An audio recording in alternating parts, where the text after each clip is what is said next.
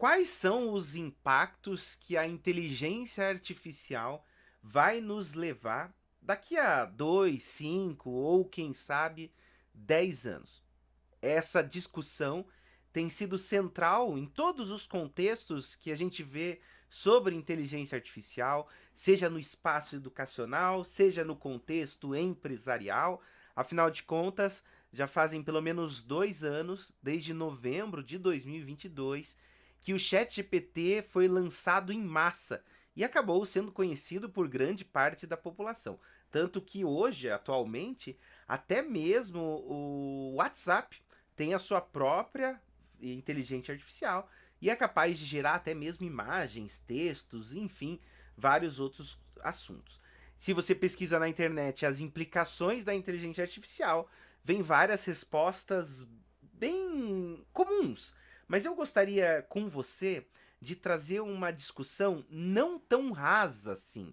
Afinal de contas, algumas das discussões, como por exemplo, será que a nossa capacidade intelectual vai diminuir nos próximos anos?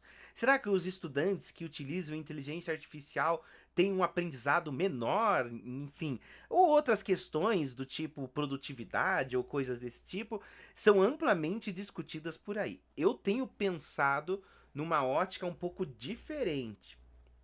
Quando olhamos inteligência artificial, eu me pergunto o que vai acontecer daqui a 5 ou 10 anos. Perceba só uma curiosidade. Você já parou para pensar como que a inteligência artificial gera as respostas que ele constrói para você? Na prática, a base de dados dessa inteligência é a internet como um todo. São textos, imagens, vídeos, áudios, podcasts que alimentam a inteligência artificial, uma grande rede neural que combina essas informações para gerar textos aparentemente novos. Essa base de dados, que é a internet, ela alimenta a inteligência artificial. E aqui eu fico me perguntando o que poderia acontecer nos próximos anos. Afinal, de onde vem esse conteúdo todo da internet? Porque a internet, de forma geral, né, ela foi desenvolvida por países que tiveram muita afinidade com tecnologia. O principal deles, os Estados Unidos. Nos grandes escritórios que a gente acompanha por aí, por exemplo, do Vale do Silício, essas grandes empresas de tecnologia que produzem muito conteúdo para a internet, elas são empresas especialmente americanizadas. Quem tem grande acesso à internet são pessoas, por exemplo, de países que são dominantes. Embora o Brasil seja um país que tem acesso à internet, a gente sabe que a produção de textos, de conteúdo ou novas formas de se comunicar brasileiras em comparação às americanas é muito rasa.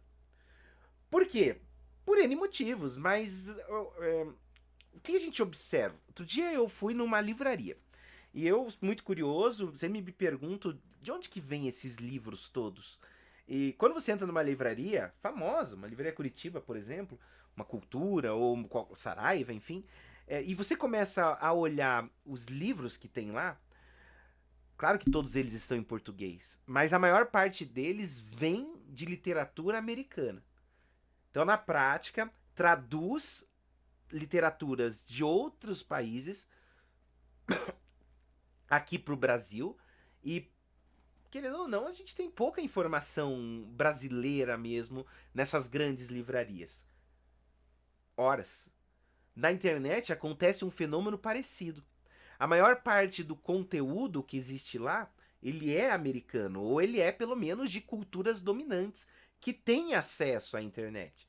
Pessoas de culturas dominadas geralmente não ocupam esses espaços. Você pode pensar em minorias, mas aqui eu estou pensando em quase países inteiros.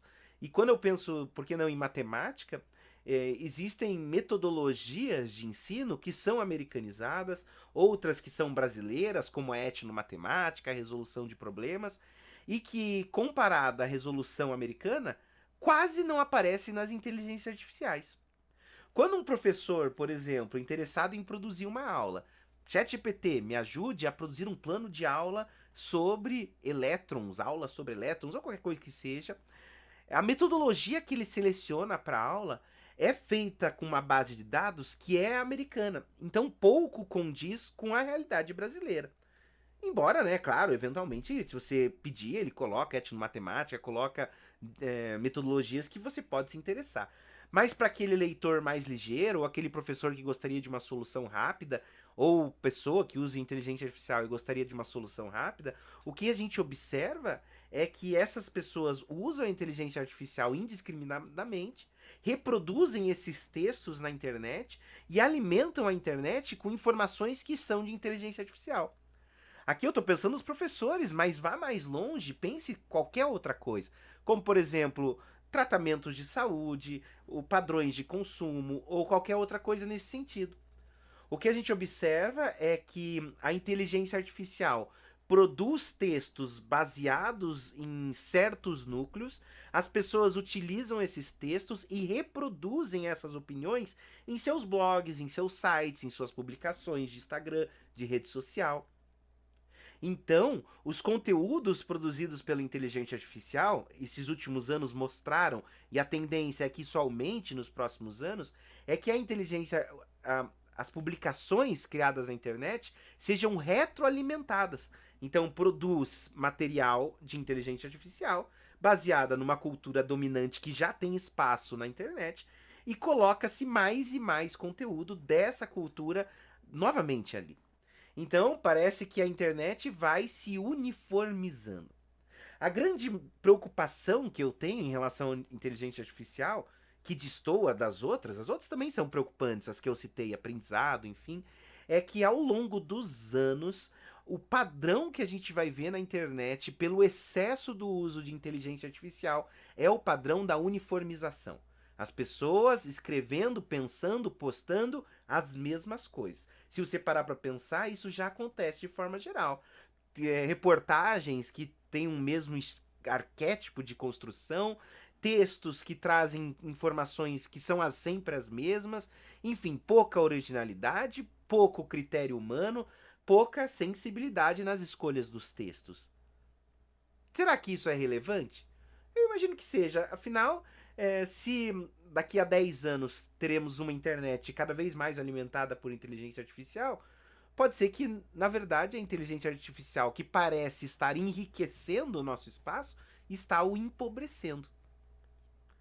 Enfim, essa foi minha opinião de hoje. Não é o Minuto da Sabedoria, mas é qualquer opinião que seja.